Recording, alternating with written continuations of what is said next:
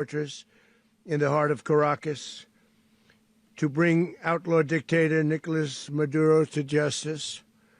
This was one of the most stunning, effective, and powerful displays of American military might and competence in American history. And if you think about it, we've done some other good ones like the attack on Soleimani, the attack on al-Baghdadi, and the obliteration and decimation of the Iran nuclear sites just recently in an operation known as Midnight Hammer, all perfectly executed and done. No nation in the world could achieve what America achieved yesterday, or frankly, in just a short period of time. All Venezuelan military capacities were rendered powerless as the men and women of our military, working with U.S. law enforcement, successfully captured Maduro in the dead of night. It was dark. The lights of Caracas were largely turned off due to a certain expertise that we have. It was dark and it was deadly. But captured along with his wife, Celia Flores, both of whom now face American justice. Maduro and Flores have been indicted in the Southern District of New York, it's Jay Clayton, for their campaign of deadly narco-terrorism against the United States and its citizens. I want to thank the men and women of our military who achieved such an extraordinary success overnight with breathtaking speed, power, precision, and competence. You rarely see anything like it. You've seen some raids in this country that didn't go so well. They were an embarrassment. If you look back to Afghanistan, or if you look back to the Jimmy Carter days, they were different days. We're a respected country again, like maybe was lost. Not one service member was more importantly killed. The United States military is the strongest and most fearsome military on the planet by far. With capabilities and skills our enemies can scarcely begin to imagine. We have the best equipment anywhere in the world. There's no equipment like what we have. And you see that even if you just look at the boats. You know, we've knocked out 97% of the drugs coming in by sea. 90%. Each boat kills on average, 25,000 people. We knocked out 97%. And those drugs mostly come from a place called Venezuela. We're going to run the country until such time as we can do a safe, proper, and judicious transition. So we don't want to be involved with having somebody else get in, and we have the same situation that we had for the last long period of years. So we are going to run the country until such time as we can do a safe, proper, and judicious transition. And it has to be judicious because that's what we're all about. We want peace, liberty, and justice for the great people of Venezuela, and that includes many from Venezuela that are now living in the United States and want to go back to their country. It's their homeland. We can't take a chance that somebody else takes over Venezuela that doesn't have the good of the Venezuelan people in mind. We've had decades of that. We're not going to let that happen. We're there now, and what people don't understand, but they understand as I say this, we're there now, but we're going to stay until such time as the proper transition can take place. So we're going to stay until such time as we're going to run it, essentially, until such time as a proper transition can take place. As everyone knows, the oil business in Venezuela has been a bust, a total bust, for a long period of time. They were pumping almost nothing by comparison to what they could have been pumping and what could have taken place. We're going to have our very large United States oil companies, the biggest anywhere in the world, go in, spend billions of dollars, fix the badly broken infrastructure, the oil infrastructure, and start making money for the country. And we are ready to stage a second and much larger attack if we need to do so. So we were prepared to do a second wave if we needed to do so. We actually assumed that a second wave would be necessary, but now it's probably not. The first wave, if you'd like to call it that, the first attack was so successful, we probably don't have to do a second, but we're prepared to do a second wave, a much bigger wave, actually. This was pinpoint, but we have a much bigger wave that probably won't have to do. This partnership of Venezuela with the United States of America, a country that everybody wants to be involved with because of what we were able to do and accomplish, will make the people of Venezuela rich, independent, and safe. And it will also make the many, many people from Venezuela that are living in the United States extremely happy. They suffered. They suffered. So much was taken from them. They're not going to suffer anymore. The illegitimate dictator Maduro was the kingpin of a vast criminal network responsible for trafficking colossal amounts of deadly and illicit drugs into the United States. As alleged in the indictment, he personally oversaw the vicious cartel known as Cartel de las Solas, which flooded our nation with lethal poison, responsible for the deaths of countless Americans, the many, many Americans. Hundreds of thousands over the years of Americans died because of him. Maduro and his wife will soon face the full might of American justice and stand trial on American soil. Right now, they're on a ship. They'll be heading to, ultimately, New York, and then a decision will be made, I assume, between New York and Miami or Florida. But we have people where the overwhelming evidence of their crimes will be presented in a court of law. And I've seen it. I've seen what we have. It's both horrible and breathtaking that something like this could have been allowed to take place. For many years after his term as president of Venezuela expired, Maduro remained in power and waged a ceaseless campaign of violence, terror, and subversion against the United States of America, threatening not only our people, but the stability of the entire region. And you all saw it. In addition to trafficking gigantic amounts of illegal drugs that inflicted untold suffering and destruction all over the country, all over, in particular, the United States, Maduro sent savage and murderous gangs, including the bloodthirsty prison gang, Tren de Aragua, to terrorize American communities nationwide. And he did indeed. They were in Colorado. They took over apartment complexes. They cut the fingers off people if they called police. They were brutal, but they're not so brutal now. And I just have to congratulate our military, Pete and everybody, and our National Guard, because the job that they've done, whether it's in Washington, D.C., where we have a totally safe city, where it was one of the most unsafe cities anywhere in the world, frankly, and now we have no crime in Washington, D.C. We haven't had a killing. We had the terrorist attack a few weeks ago. A little bit of a different kind of a threat. But we haven't had a killing in a long period of time, 6-7 months. We used to have two, on average, 2 a week in Washington, our capital. We don't have that anymore. The restaurants are opening. Everyone's happy. They're going, they're walking their daughters, they're walking their children, their wives. They walk to restaurants. Restaurants are opening all over Washington, D.C. So I want to thank the National Guard. I want to thank our military. And I want to thank law enforcement. It's been amazing. And they should do it with more cities. We're doing it, as you know, and we're doing it in Memphis, Tennessee right now, and crime is down.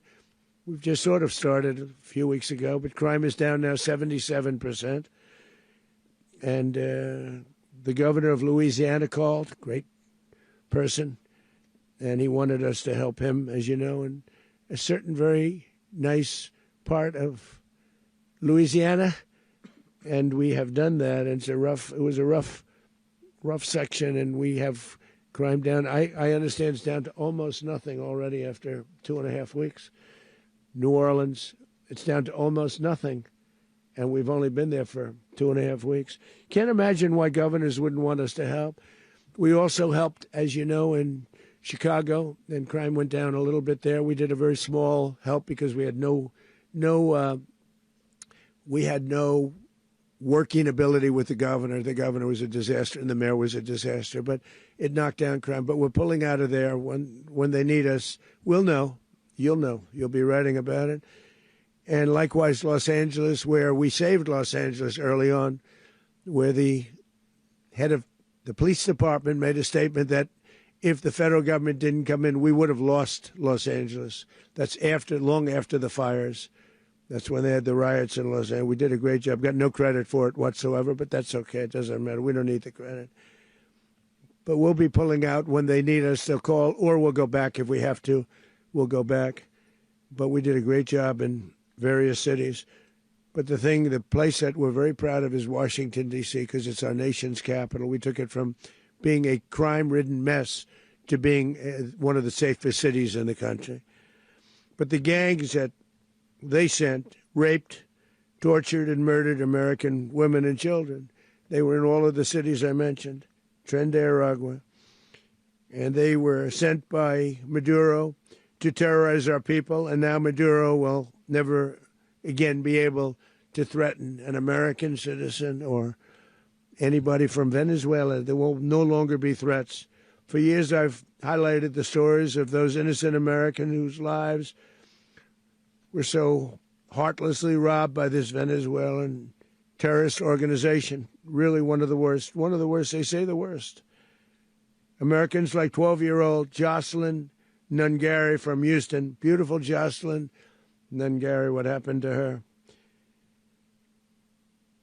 They, as you know, they kidnapped, assaulted, and murdered by Tren de Aragua animals. They murdered Jocelyn and left her dead under the bridge. There was a bridge that will never be the same to so many people after seeing what happened. As I've said many times, the Maduro regime emptied out their prisons, sent their worst and most violent monsters into the United States to steal American lives. And they came from mental institutions and insane asylums. They came from prisons and jails. The reason I say both, they sound similar. Actually, prisons a little bit more hostile, a little bit tougher. A mental institution isn't as tough as an insane asylum, but we got them both. They sent from their mental institutions. They sent from their jails, prisons. They were drug dealers. They were drug kingpins. They sent everybody bad into the United States, but no longer. And we have now a border where nobody gets through.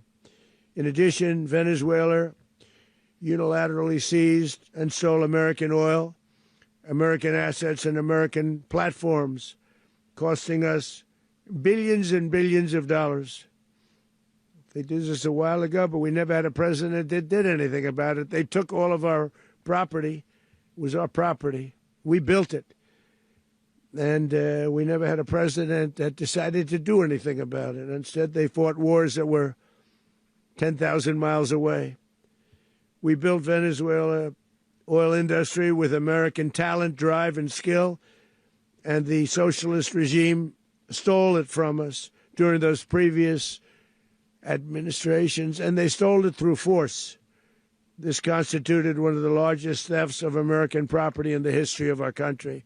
Considered the largest theft of property in the history of our country. Massive oil infrastructure was taken like we were babies, and we didn't do anything about it. I would have done something about it. America will never allow foreign powers to rob our people or drive us back into and out of our own hemisphere. That's what they did. Furthermore, under the now deposed dictator Maduro, Venezuela was increasingly hosting foreign adversaries in our region and acquiring menacing offensive weapons that could threaten U.S. interests and lives. And they used those weapons last night. Potentially in league with the cartels operating along our border. All of these actions were in gross violation of the core principles of American foreign policy, dating back more than 2 centuries, and not anymore. All the way back, it dated to the Monroe Doctrines, and the Monroe Doctrine is a big deal, but we've superseded it by a lot, by a real lot. They now call it the Donroe Document. I don't know. It's Monroe Doctrine. We sort of forgot about it. It was very important, but we forgot about it. We don't forget about it anymore. Under our new national security strategy, American dominance in the Western Hemisphere will never be questioned again. Won't happen. So just in concluding, for decades, other administrations have neglected or even contributed to these growing security threats in the Western Hemisphere. Under the Trump administration, we are reasserting American power in a very powerful way in our home region. And our home region is very different than it was just a short while ago. The future will be, and we did this in my first term. We had great dominance in my first term, and we have far greater dominance right now. Everyone's coming back to us. The future will be determined by the ability to protect commerce and territory and resources that are core to national security. These are core to our national security. Just like tariffs are, they've made our country rich, and they've made our national security stronger than ever before. But these are the iron laws that have always determined global power, and we're going to keep it that way. We will secure our borders. We will stop the terrorists. We will crash the cartels, and we will defend our citizens against all threats, foreign and domestic. Other presidents may have lacked the courage or whatever to defend America, but I will never allow terrorists and criminals to operate with impunity against the United States. This extremely successful operation should serve as warning to anyone who would threaten American sovereignty or endanger American lives. Very importantly, the embargo on all Venezuelan oil remains in full effect. The American Armada remains poised in position, and the United States retains all military options until United States demands have been fully met and fully satisfied. All political and military figures in Venezuela should understand what happened to Maduro can happen to them, and it will happen to them if they aren't just fair, even to their people. The dictator and terrorist, Maduro, is finally gone, and Venezuela people are free. They're free again. It's been a long time for them, but they're free. America is a safer nation this morning. It's a prouder nation this morning because it didn't allow this horrible person and this country that was doing very bad things to us. It didn't allow it to happen. And the Western Hemisphere is right now a much safer place to be. So I want to thank everybody for being here. I want to thank General Raisin Kane. He's a fantastic man. I've worked with a lot of generals. I worked with some I didn't like. I worked with some I didn't respect. I worked with some that just weren't good. But this guy is fantastic. I watched last night one of the most precise attacks on sovereignty. I mean, it was an attack for justice. And I'm very proud of him, and I'm very proud of our Secretary of War, Pete Hegseth, who I'm going to ask to say a few words. Thank you very much. Mr. President, can you explain how the U.S. will run Venezuela? Well, thank you, Mr. President. Finally, a commander-in-chief the world respects and the American people deserve. And as the President said, words can barely capture the bravery and the power and the precision of this historic operation. A massive joint military and law enforcement raid flawlessly executed by the greatest Americans our country has to offer. American warriors are second to none, the best in the world and the best of our country. What all of us witnessed last night was sheer guts and grit, gallantry, and glory of the American warrior. I'm simply humbled by such men. And I tip my hat to our chairman, Dan Raisin Kane, and all those Americans who stood watch last night. Our warriors are the elite of America, and again, President Trump has your back. No other country on planet Earth, and it's not even close, could pull this kind of operation off. And no other president has ever shown this kind of leadership, courage, and resolve, the most powerful combination the world has ever seen. As the president said, our adversaries remain on notice. America can project our will anywhere, anytime. The coordination, the stealth, the lethality, the precision, the very long arm of American justice, all on full display in the middle of the night. Nicolas Maduro had his chance, just like Iran had their chance, until they didn't and until he didn't. He effed around and he found out. President Trump is deadly serious about stopping the flow of gangs and violence to our country. Deadly serious about stopping the flow of drugs and poison to our people. Deadly serious about getting back the oil that was stolen from us. And deadly serious about reestablishing American deterrence and dominance in the Western Hemisphere. This is about the safety, security, freedom, and prosperity of the American people. This is America first. This is peace through strength. And the United States War Department is proud to help deliver it. Welcome to 2026. And under President Trump, America is back. I'd like to welcome now our Chairman Raisin Kane, to give a few more details about the operation. Mr. Chairman. Thank you, Mr. Secretary. Thank you, Mr. President, and good morning.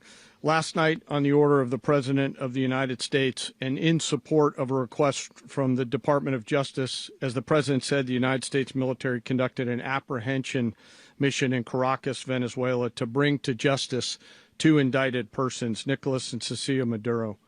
This operation, known as Operation Absolute Resolve, was the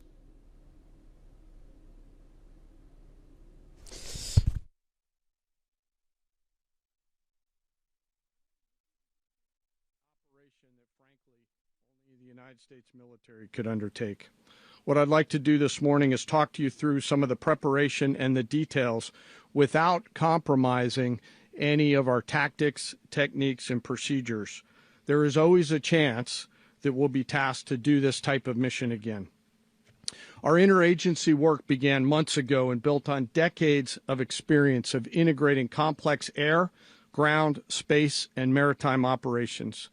While the past 2 decades have honed the skills of our special operations forces, this particular mission required every component of our joint force, with soldiers, sailors, airmen, Marines, and Guardians working in unison with our intelligence agency partners and law enforcement teammates in an unprecedented operation.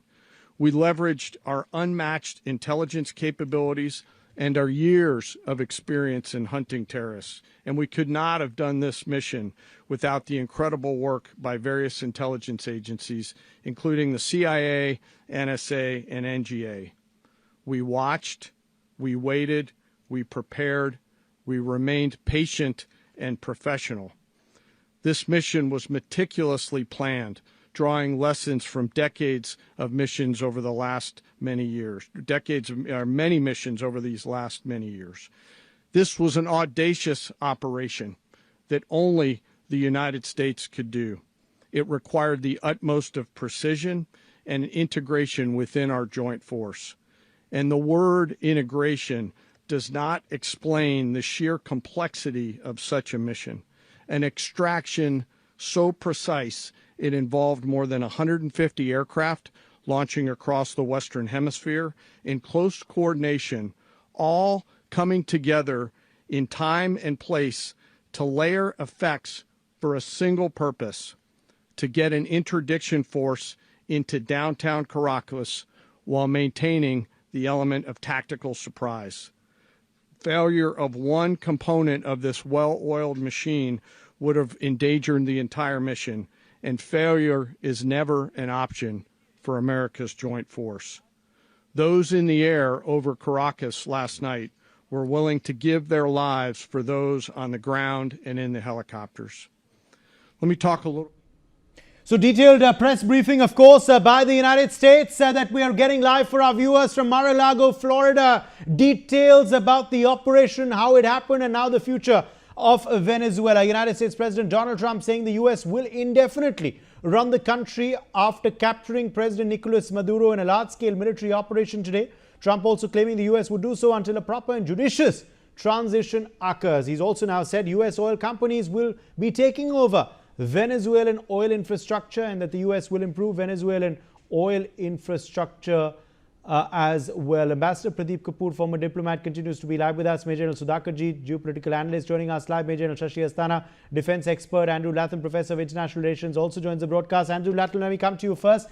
Detailed press briefing taking place, of course. You're in the United States currently. How is this being perceived there? Well, there are, generally speaking, two kinds of people that pay any attention to Donald Trump, those who really, really love him and those who really, really hate him. And most people in between have the good sense not to pay any attention to him at all, because he didn't say anything that made any sense. The United States is not running Venezuela at all, so it can't continue to run Venezuela. It's silly. And on and on and on with digressions here and digressions there.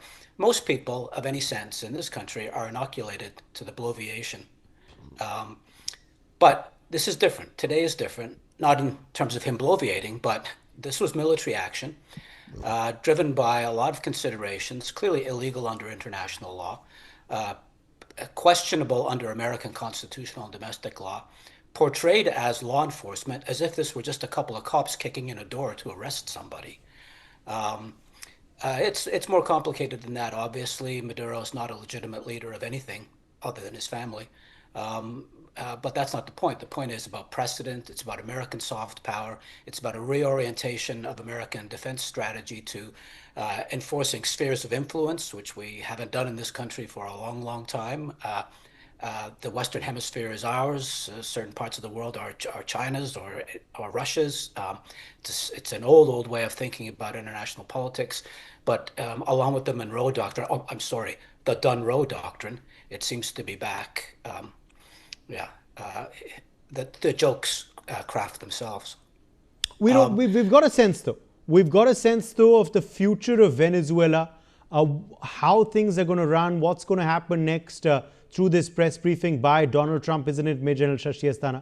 There were questions over whether this administration would continue, whether there would be elections soon or not. But I think the U.S. president has just indicated what he plans on happening next in Venezuela. And it seems the U.S. intends to decide what happens next politically in Venezuela. Certainly, in fact, if you look at it, and if I have to read what he has said in a slightly different form with a critical analysis, let me put it in no uncertain terms. Firstly, when he counted that we have killed Soleimani, Baghdadi, nuclear, I think he is looking for a Nobel Prize for war instead of Nobel Prize for peace, because that's what he has done. That's one part of it. Secondly, he is going to run Venezuela, and he is also going to get his lost oil. That's what he mentioned. Now, lost oil means he is going to he is going to colonize. In my opinion, he is going to colonize Venezuela. Number one, and number two, he is going to shall I say loot the Venezuelan oil, the natural resources of Venezuela. This is what it means in the international law or in terms of the international, shall I say, sovereignty and territorial integrity terms. Then when we look at all the excuses, I don't buy any of these excuses that narco-terrorism was an issue or drugs were an issue, for the simple reason because by American statistics itself, most of the drugs are getting in from land route and via Mexico. The amount of drugs which are getting through sea route is much lesser, and certainly Venezuela is not the top one. there are others who are top one, whether it is Mexico or Colombia or others. So that's another issue which perhaps, but he decided to punish because might is right. So whatever he feels is right is he is doing it. Then is as far as the resources for natural security. Now he is looking at some other minerals as well in Venezuela, which are rare earth. Some of the rare earth minerals are also there. Other natural resources are also there. So he's used the term that resources required for natural security, national security, that we will secure in Venezuela. So that means all the resources of Venezuela, and when he says I'm going to run the administration as, Yes. so that means basically he is going to put in place certain mechanisms as to how their companies can now get into Venezuela and exploit all the resources in that manner. So this is the way perhaps he has tried out. It will be questioned. It Yes. will be a subject of debate because as per all international laws, it is, I think, overextending the powers of a particular country over the power, sovereign powers and territorial integrity of another country. Um, the reasons may be any: his dwindling popularity, his diverting attention of the Americans from Epstein files, and a whole lot of other issues But I think which I think the Americans are. main reason perhaps has been made clear by Donald Trump himself, Major General Sudhakarji, it is oil. The US has every intention to go in and capture those oil reserves, get the American companies in to run the oil reserves properly. So the US, of course, while on the garb of it, wanting to run the oil companies properly in Venezuela, will be capturing those oil reserves and other rare earth reserves of Venezuela, won't they, Major General Sudhakarji? Is that the real reason why this has happened? What did you make of this press briefing by Donald Trump, his strategy, and what it disclosed about the way forward for the Latin American country? Uday, good evening. Thank you. I have waited for 45 minutes. Thereafter, you have called me, given me a chance. I'm grateful to you. Now, do you have time? Well, out of those 45 minutes, I think 40 minutes Donald Trump was speaking. So we possibly couldn't interrupt him, could we have? Otherwise, he may be wanting to capture someone on a lighter note within our studios. But yes, please go ahead. And then I'll get an Ambassador Kapoor as well. I'm coming to you after this, Ambassador Kapoor. You please take anybody else. Do you have time to listen to my reply? Or if you don't have time, I would like to quit. Well, do you want to give a reply or not? That's up to you. Otherwise, I'll get an Ambassador Pradeep Kapoor. Ambassador Pradeep Kapoor coming in. Ambassador Kapoor, what are we learning about the future of the Latin American country, Venezuela, through this press briefing of Donald Trump? A very detailed briefing. He, of course, then did get Pete Hegseth and the military chief to also give some more details about the military opposition. Of course, Donald Trump, in Donald Trump style, has said that this hasn't been seen since World War II. But what did we read between the lines into the real reasons why this happened, Ambassador Kapoor, and also what happens next in Venezuelan history politically, and what happens next to Maduro once he does reach America? We believe he's on the warship right now en route. Thank you, Uday. I think in practical terms, it seems that it is taking the world back many decades or many centuries, not World War II, but even prehistoric times, because there's just an exercise of, might and brutal power. And it's a flagrant violation of international norms, international law. It's probably, as we heard from some of the other panelists, also violation of domestic laws. It's going to create ripples for many years. It's going to impact the discourse of, diplomacy and the conduct of diplomacy internationally very significantly. It's been quite a paradigm shift. To say that we are going to run this country, we are going to take away the resources. And there were so many statements which were quite surprising and shocking. And also, one thing which was also made clear is about the interest of America to now focus on the Western Hemisphere. Does it mean that, China is free to do what it wants to do in Taiwan? Does it mean that they can cover their own spheres of influence including whatever China wants to do or Russia wants to do, that America is not going to be interested in or bothered about.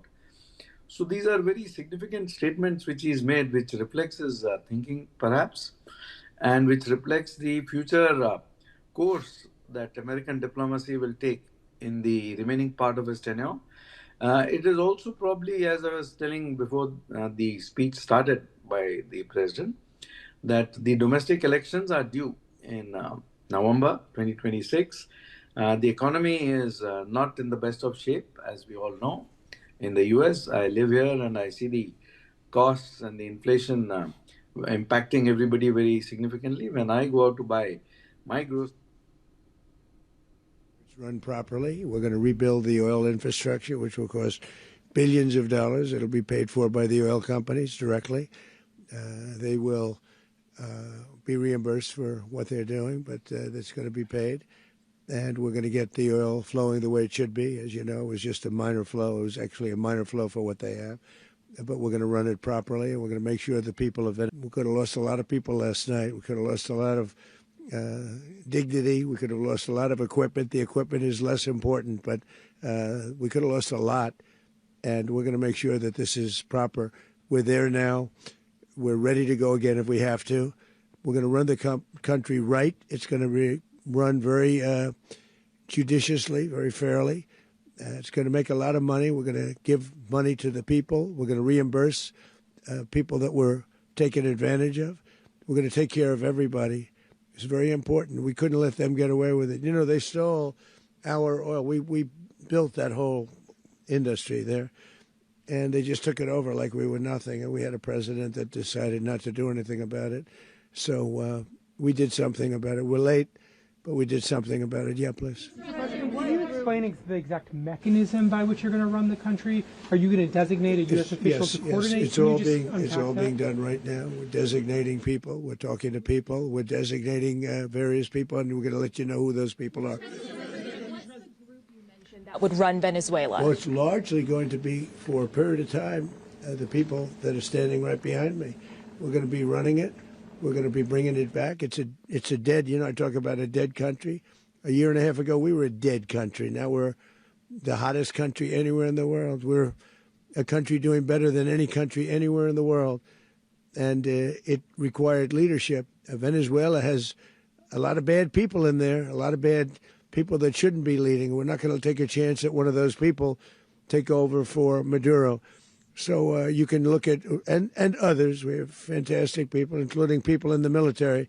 So we're going to have a group of people running it until such time as it can be put back on track, make a lot of money for the people, and give people a great way of life, and also reimbursement for people in our country that were forced out of Venezuela. Rubio would be... You said earlier today that you weren't going to back Machado to come back and be the opposition leader in your Fox and Friends interview. And then you also mentioned the vice president of Venezuela. Are you going to work with the vice president of Venezuela, or how do you foresee the relationship going? I understand she was just sworn in, but she was, as you know, picked by Maduro. So Marco's working on that directly. He just had a conversation with her, and she's essentially willing to do what we think is necessary to make Venezuela great again. Very simple. Mr. President, so Colombian President Gustavo Petro, a couple weeks ago, he said he's got to watch his ass. And today he said he's not concerned about anything happening to him in the aftermath of this operation. So just what your message is about that. Well, he has cocaine mills. He has factories where he makes cocaine. And, yeah, I think I stick by my first statement. He's making cocaine. They're sending it into the United States. So he does have to watch his ass. Mr. President, did you notify any members of Congress in advance? Marco, do you want to talk about that? Because you were involved in it. Sure. We called members of Congress immediately after. This was not the kind of mission that you can do congressional notification on. It was a trigger-based mission in which conditions had to be met night after night. We watched and monitored that for a number of days. So it's just simply not the kind of mission you can call people and say, hey, we may do this at some point in the next 15 days. But it's largely a law enforcement function. Remember, at the end of the day, at its core, this was an arrest of 2 indicted fugitives of American justice, and the Department of War supported the Department of Justice in that job. Now, there are broader policy implications here, but it's just not the kind of mission that you can pre-notify because it endangers the mission. Plus, if I could add one thing to that, Congress has a tendency to leak. This would not be good. If they leaked, General, I think it would have been maybe a very different result. But I have to say, they knew we were coming at some point, you know. We had a lot of ships out there. They sort of knew we were coming. We went there.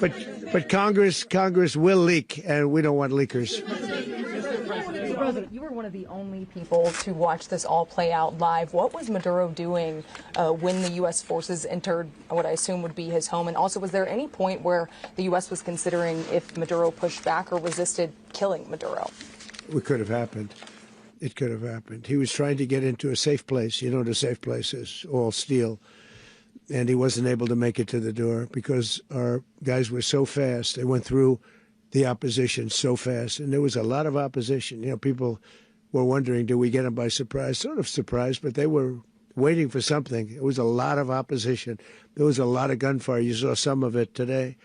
But he was trying to get to a safe place, which wasn't safe because we would have had the door blown up in about 47 seconds, they say on average, regardless of how thick the steel was. It was a very thick door. It was a very heavy door, but he was unable to get to that door. He made it to the door. He was unable to close it. Go ahead, finish. Where is Maduro going to be in the time being right now? Do you know his exact whereabouts? Well, eventually, ultimately, in the near future, he's going to be brought to New York. And where is he going to be held? Where is he going to be held in New York? Do you know? That's going to be up to the officials that do these things. Mr. President, the U.S. has something of a mixed track record of ousting dictators without necessarily a plan for what comes afterwards. Not with Did me, that weigh on your decision? Well, that's when we had different presidents, but with me, that's not true. With me, we've had a perfect track record of winning. We win a lot, and we win. If you look at Soleimani, you look at al-Baghdadi, you look at the Midnight Hammer. Midnight Hammer was incredible. Right now, you wouldn't have peace in the Middle East. We have essentially peace in the Middle East because of that. If we weren't successful with Midnight Hammer, you wouldn't have peace in the Middle East. So, with me, you've had a lot of victory. You've had only victories. You've had no losses. Yeah. President, how long do you expect the U.S. to run Venezuela, and how soon do you want the Venezuelan people to hold elections? So I'd like to do it quickly, but it takes a period of time. You know, we're rebuilding. We have to rebuild their whole infrastructure. The infrastructure is rotted. It's actually very dangerous. It's blow-up territory. Oil is very dangerous. It's a very dangerous thing to take out of the ground. It can kill a lot of people. It has killed a lot of people doing just that. The infrastructure is old. It's rotted. Much of it is stuff that we put there 25 years ago, and we're going to be replacing it. And we're going to take a lot of money out so that we can take care of the country. Yeah. Are you saying that Secretary Rubio and Mr. President, China, Russia, and Iran have interests in Venezuela. How does this operation affect your relationships with them when it comes to the oil and drugs? And Russia, Russia when we get things straightened out. But in terms of other countries that want oil, we're in the oil business. We're going to sell it to them. We're not going to say we're not going to give it to them. In other words, we'll be selling oil probably in much larger doses because they couldn't produce very much because their infrastructure was so bad. So we'll be selling large amounts of oil to other countries, many of whom are using it now, but I would say many more will come. Now, are you saying, Mr. President, are you saying that, Mr. President, are you saying that? Oh, Mr. President, thank you. What is your message to the people of Venezuela today? Of course, the civilian population specifically, they have a lot of questions. What is your message to the people of Venezuela? That you're going to have peace, justice. You're going to have some of the riches that you should have had for a long period of time. It was stolen from you. Professor Latham, let me quickly bring you in here. Now, the U.S. will be running Venezuela. That's clearly been made clear by Donald Trump again now while he's taking questions as well. We still don't know who will be running it and for how long either. There have been no timelines given by the U.S. president either. He said till as long as a just and viable transition can take place. We still don't know whether there'll be boots on ground. Again, that's something that he's been opposed to in the past. So whether that will be now changing is something we'll have to wait and watch for. But what is this transition really going to look like? What sense can you make, Andrew Latham? Well, there's the fantasy that Donald Trump has just shared with us, and then there's the reality. And the reality is informed by the United States' experience in Iraq and its experience in Afghanistan and its experience, I could go on, Right now, there are no American boots on the ground. And he is supposing, this is the fantasy part, that the regime, which is now being decapitated but is still in place, the second tier, the third tier, the fourth tier, are simply going to roll over and accept his dictates and accept that he will send a team of military and civilian experts to rebuild the country. There's nothing in the history of the world, let alone history of Venezuela, to suggest that that's going to happen. They're going to fight, and it's going to be like Afghanistan. It's going to be like Syria. It's going to be like Iraq. It's going to be ugly and bloody. It is not going to be, and here's one of the ironies here. January 3rd, 1989, the United States invaded Nicaragua to depose Manuel Noriega, to arrest him on similar charges. He was tried, spent 20 years in an American prison, then was sent to France and was tried and convicted and spent something like a decade there in prison. And then he was sent back to Panama and tried there and sent to prison until he died in 2017. So it's not unprecedented, but in that case, there were actually American boots on the ground. They kind of rebuilt Panama. They certainly secured it for American security interests. There's nothing like that going on in Venezuela right now. If the regime says, okay, now that we've lost our leader, we're going to simply join Team America, there's still plenty of people who will resist. And not just. Yes, and obviously the economic implications are huge as well. But obviously Trump now coming in and saying that Donald Trump coming in now and saying, Major Lastana, that the oil reserves, of course, will be run by the U.S. He's also said they're open to selling that oil to others. Obviously, does show that there were economic reasons as well why this strike did take place. Certainly, the economic reasons and the reasons of dominating the oil and getting back the control of oil was certainly there. He mentioned it also once, even before the operation, and now I think he has made it amply clear. The intentions, the aim of the entire operation is coming out, I think, loud and clear, that it is for oil and all other things are a cover up. That's one part of it. Secondly, I must say that I agree with Andrew. It's not going to be all that easy because, yes, he has got the ears of the opposition leader, the Nobel Prize winner, and she is thumping the chest of, or she is backing President Trump is a separate issue. And the media is playing out that loud and clear. But I am sure there must be fair amount of disgruntlement there as well, because at the end of the day, nobody wants to become slave in this era, and it is indirectly a colonization.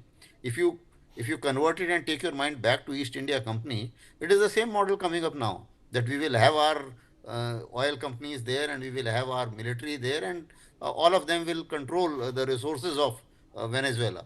And assuming that everybody else, since he has threatened that if anybody opens his mouth, then his fate will also be like Maduro. He has threatened that in no uncertain terms.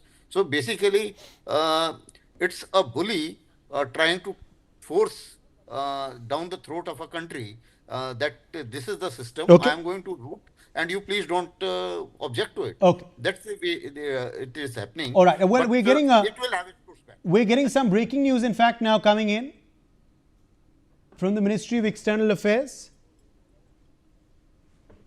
The MEA has released an emergency helpline numbers. The MEA has stated, in view of recent developments in Venezuela, Indian nationals are strongly advised to avoid all non-essential travel to Venezuela. All Indians who are in Venezuela for any reason are advised to exercise extreme caution, restrict their movements and remain in contact with Embassy of India in Caracas through their email IDs, cons.caracas@mea.gov.in, or the emergency phone number +58 412 958 4288. That's also open for WhatsApp calls. So, Ambassador Kapoor, an advisory, as expected, being issued by the Indian Ministry of External Affairs.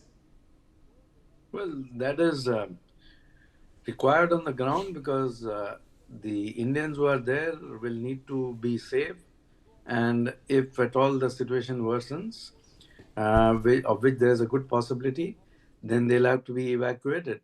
So I think the next step may be to advise them to leave the country whenever they can at the earliest possible before the evacuation step has to be implemented. But coming back to the situation, basically, Uday, what I see it as is that the rule of law, the Western order, which had been successfully implemented in the entire world through various means, is now finally crumbling. There's going to be a lot of questions. There's going to be a lot of doubts about any steps that America takes or the Western world takes. Already it had happened earlier. The intensity of that is going to increase. Even amongst the Western world, we have seen immediately after this attack, for example, many countries in Europe are questioning the steps. So it's not going to be easy now for the entire world going ahead. Because to say that might is the only basis of international law is probably not the correct statement. Yes. So this is what is being stated directly in this case. Okay. Yeah.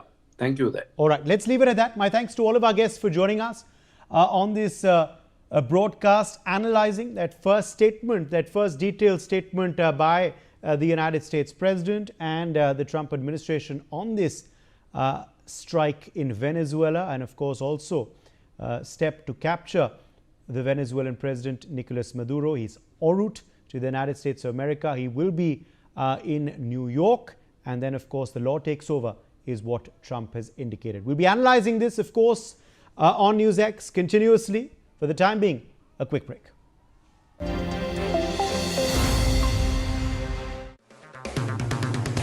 अगर आप बनना चाहते हैं anchor या फिर आप में है जुनून एक तेज तर्रार न्यूज रिपोर्टर बनने का, तो आप ज्वाइन करें ITV और इंडिया NewsX का media school.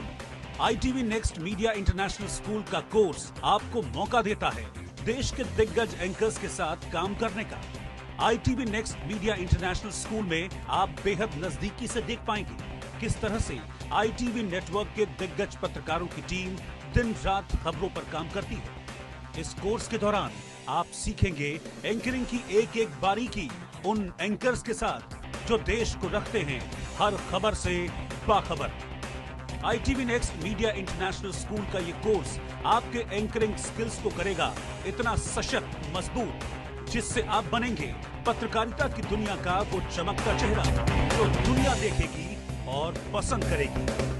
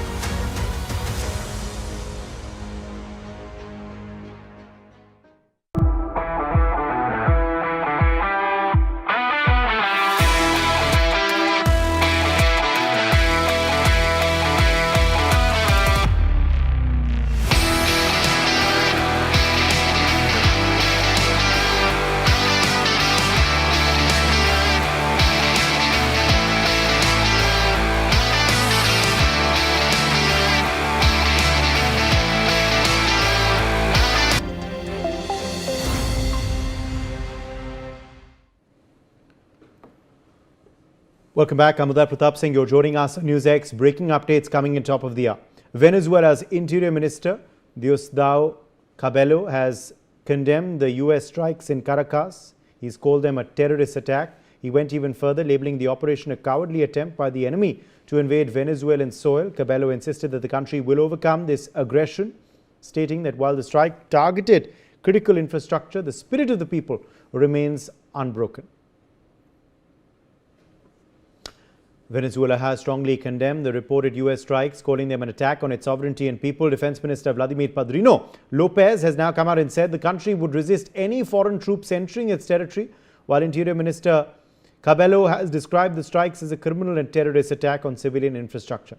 In fact, he urged citizens to remain calm, trust the political and military leadership, and called on the international community to speak out against what Caracas calls foreign aggression. The United States, however, has defended its actions, saying the strikes were targeted and aimed at protecting its interests and regional security. The U.S. insists its actions and capture of Maduro are lawful and necessary.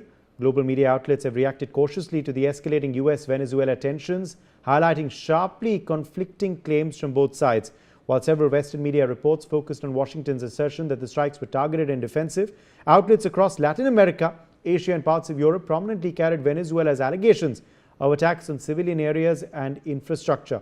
Commentaries have broadly warned of the risk of further escalation, regional instability and the need for international scrutiny as competing narratives continue to dominate the global news cycle. In fact, let's take a look at these global media reactions that have come in fact, to these strikes in Venezuela. What is the global media saying on what has transpired within the South American country? Let's show you. So this is what Reuters has to say. Trump says Venezuela's Maduro captured after strikes. Action in Venezuela recalls past U.S. intervention. That's a big headline by Reuters. Meanwhile, the AP has this to say, that's Associated Press. U.S. strikes Venezuela and says its leader Maduro has been captured and flown out of the country. This is, of course, the big headline in the Associated Press. The New York Times, meanwhile, has this to say. They say the U.S. captures Venezuelan leader. Trump says live updates coming in. President Trump announces that U.S. forces had carried out a large-scale strike against Venezuela and were flying President Nicolas Maduro and his wife out of the country. So that's what the NYT has to say on the current situation in Venezuela. Meanwhile, the Wall Street Journal has come out with this headline. WSJ has this to say, U.S. captures Venezuela's Maduro. After large-scale strike, a U.S. military operation was carried out in Venezuela after months of pressure on the Latin American country's president. They all, of course, are carrying pictures of explosions that had occurred in Venezuela. The Guardian has this to say, Trump claims U.S. has captured Venezuelan dictator and wife. So very strong, of course, statement. Remember, interestingly, they've not put quotes in their calling Maduro dictator. That was the Guardian. Al Jazeera has this to say, live, Trump claims Venezuela's Maduro captured after attacks. What's next for Venezuela? Well, it remains clear what would happen next. These are, of course, global media reactions which are continuing to come in. Let's put out now what CNN has to say on this strike. Trump flexes a new level of unrestrained global power and capture of Maduro. Interestingly, they've used that word unrestrained there. This is a report by CNN. Expressions of unbridled power don't come blunter than abducting a sitting president from his capital in the dead of night. That's what they start out their report by saying. So those are, of course, some big headlines that are being reported across the world. Global media publications, of course, are reporting far and wide on this big story emerging from Latin America. Let me bring in Ambassador Gauri Shankar Gupta, former diplomat, into the broadcast. We also have Major General SVP Singh, defense expert, live with us. Patikrit Pine, foreign affairs expert, is joining us live. Ben Harris, former Moscow bureau chief. The Daily Telegraph is also live with us from Berlin, Germany. Let me begin with you first. Ben, how is this incident in Venezuela being perceived in Europe where you are? How has your publication been reporting on it, and what are the kind of reports you are getting? I think everyone in Europe is a bit disenchanted with Trump. I mean, he's been incredibly aggressive, and we've been talking about him purely in transactional terms. That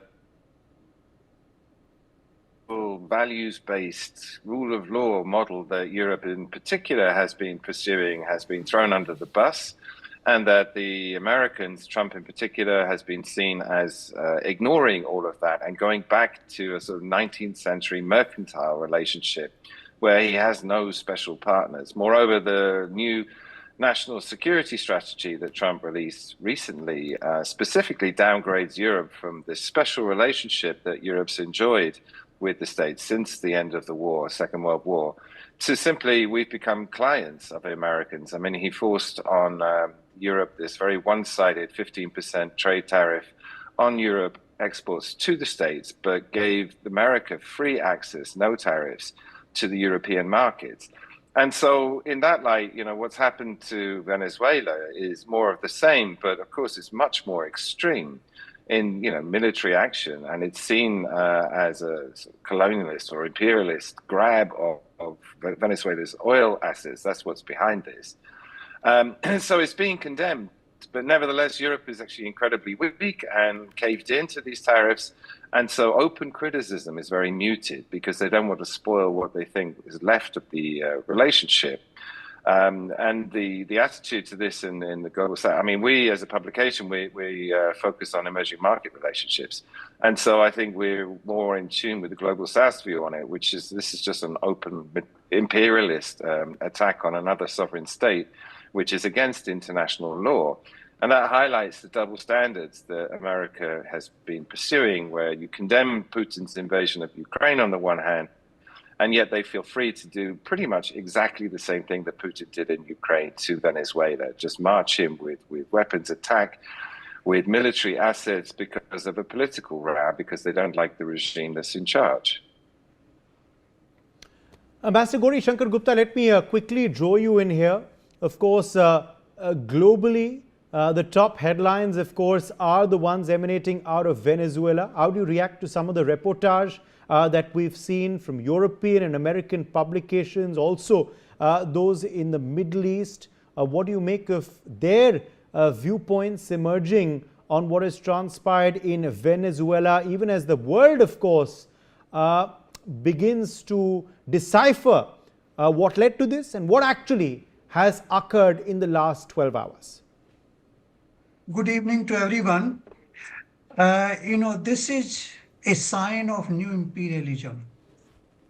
Initially, the Trump administration started transactional relationship and the trade deals were coerced on countries. Now this is a new beginning. Initially, he was attacking Venezuelan ships or boats, accusing them of narco-trafficking. This has been going on for the last about 1.5 months. Before that, he was already criticizing Maduro very, very vehemently in all his statements. Nobody was expecting that he would take steps to change the regime.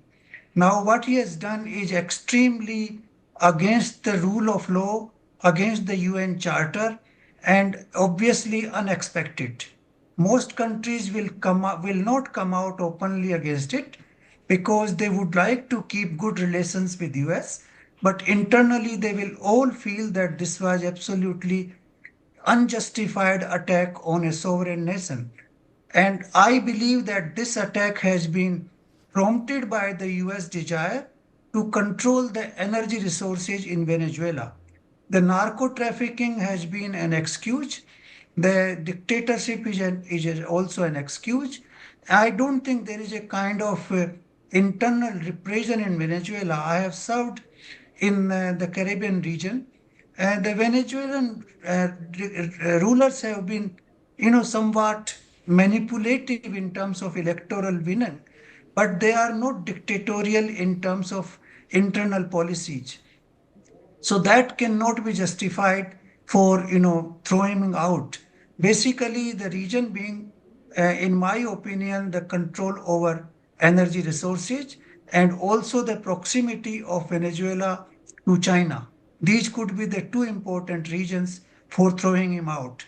Now, what will follow is very uncertain because we have seen chaos in Iraq, in Syria, also in Libya, and presently in Bangladesh near to our own homeland.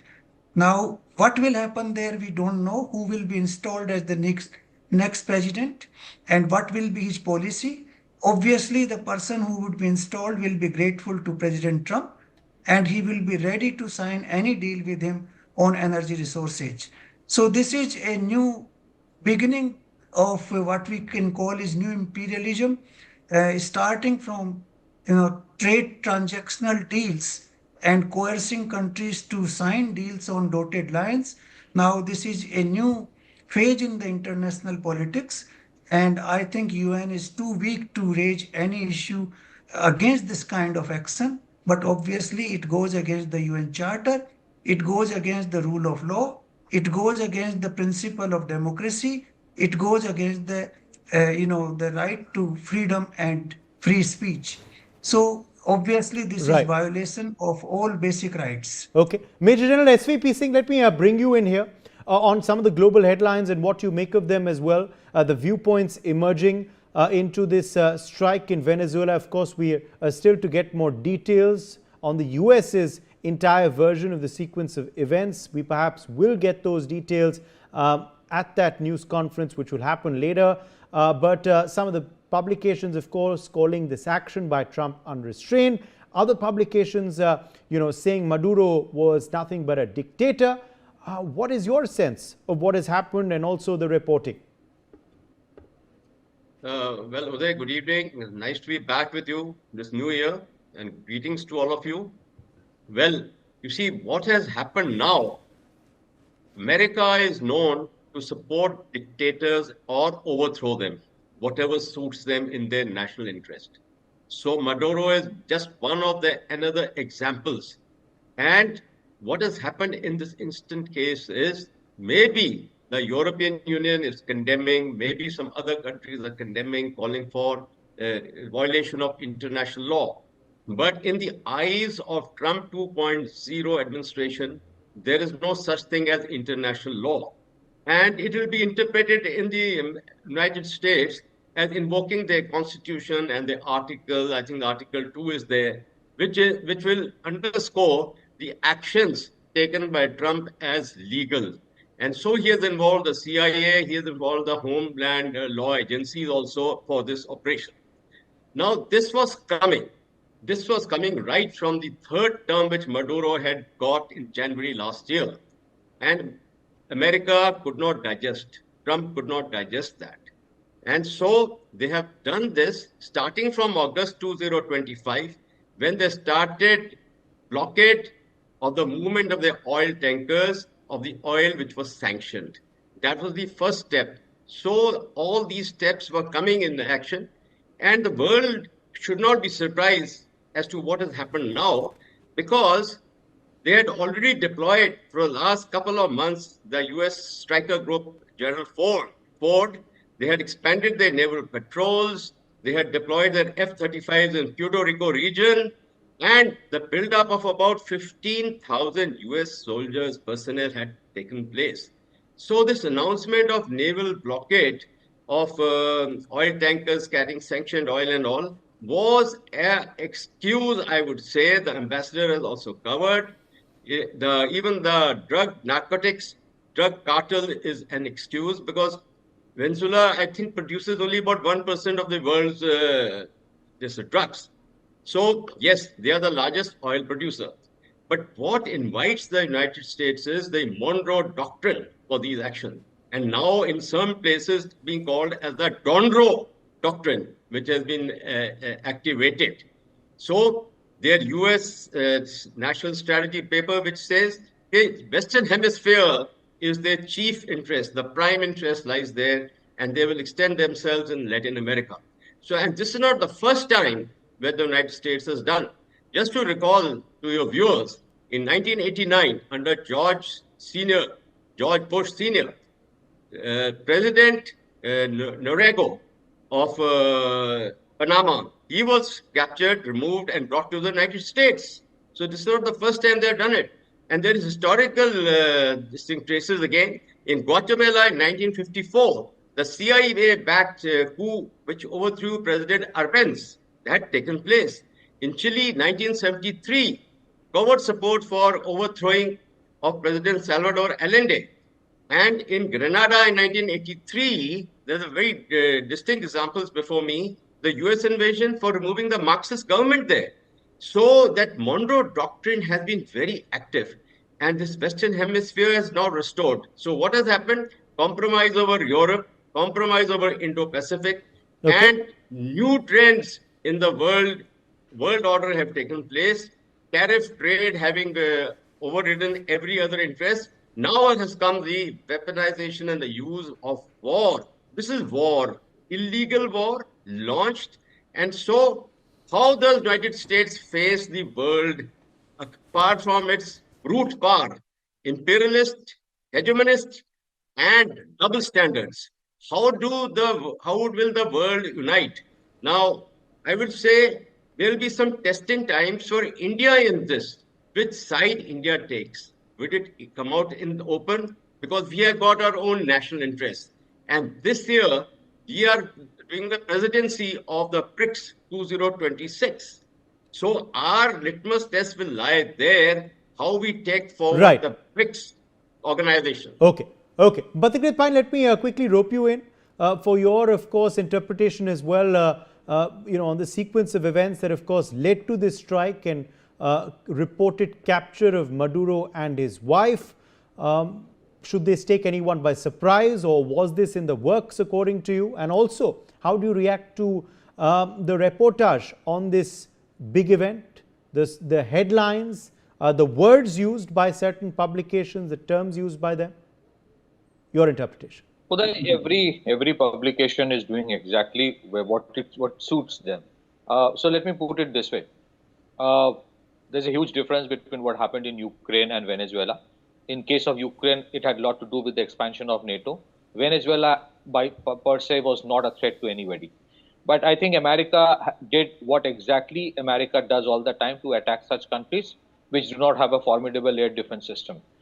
See what happened in Iraq or Afghanistan. I think that time it was presumed that this will end there only, but the Americans continue to doing what they have done.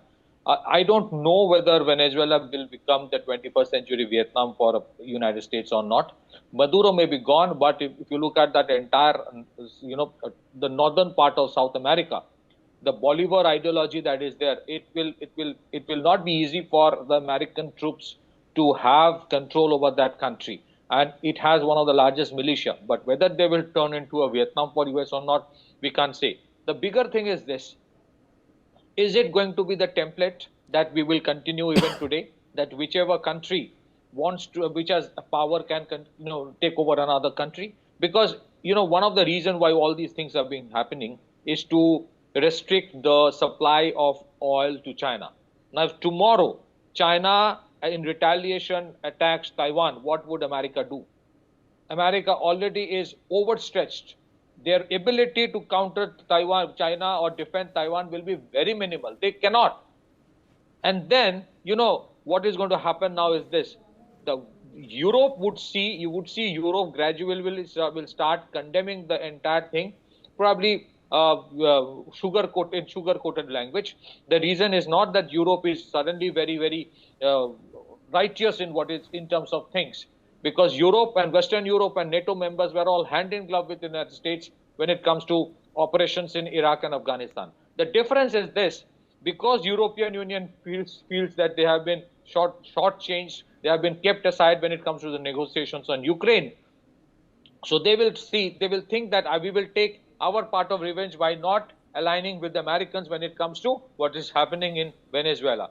But this is going to create, I remember when in 1991, the Iraq invasion of Gulf War started, media was not what it is today. That time it was hailed as a great act by the West, going for democracy, going for freedom of speech, going for liberty, all that trash today, people know what the reality is.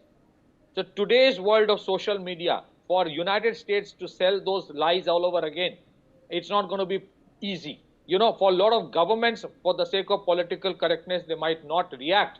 But as the general rightly mentioned, because of the impotency of United Nations, when the BRICS summit happens in 2026, you would see many countries showing interest to join BRICS.